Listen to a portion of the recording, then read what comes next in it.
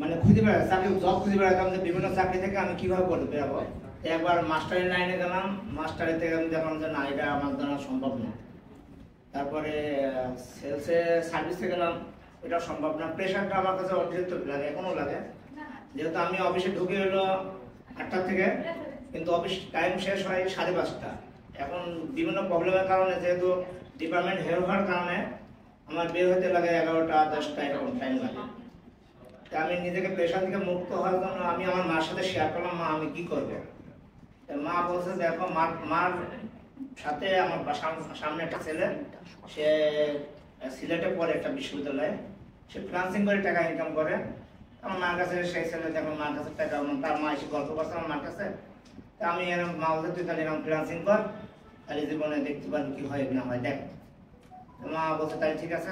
তারপরে আমি গুগলে সার্চ দিলাম, বিভিন্ন ফেসবুকে সার্চ দিই, বিভিন্ন জনের কাছে এরকমভাবে শুনি, বড় ভাইরা অনেকে ফ্রিল্যান্সিং করে, তাদের কাছ থেকে দেখলাম। দেখার পরে বিভিন্ন জায়গায় আমি অ্যাডমিশনের জন্য কথা বলি।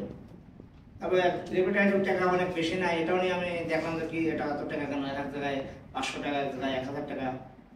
তারপরে আমার কাছে কেমন যেন মনে হলো। তবে আমি প্রায় 6 মাস ধরে এই জিনিসটা মাথার ভিতরে আমার খুব কাজ করে, যে এক জায়গায় এত টাকা, এক জায়গায় কম টাকা।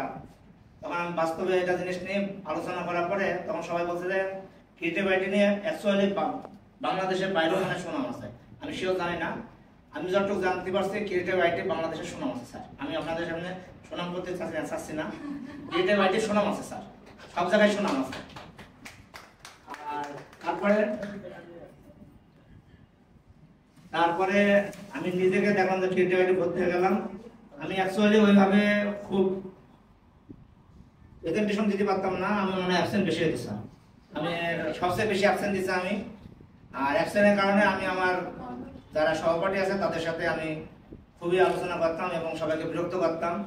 ওই জিনিসটা নিয়ে আমি প্রেজেন্টেশন দিতাম, যতটুকু দিতাম স্যার লাভ দিত। আর যাদেরটা কম হতো তখন যখন লাইভ দিত আমার কাছে তখন ভালো লাগতো। স্যারের গোপন কাজে বললে স্যার যেটা ভালো মনে করে সেটাকে লাভ দেয়, আর যেটাকে কম মনে করে সেটাকে লাইক দেয়। আমার জিনিসটাকে লাভ দিচ্ছে, আমার কাছে খুব ভালো লাগছে, আমি জিনিসটা খুব ফলো করতাম। আমার কাছে তারপর আস্তে আস্তে শিখছি। এখন আমার মধ্যে স্যারের মাধ্যমে মানুষের সুনাম, ইসলামের নিয়ম আছে, সামনে সুনাম করা ঠিক না। আমি স্যারকে খুব প্রশ্ন করতাম, জানতাম না যেহেতু খুবই প্রশ্ন করতাম।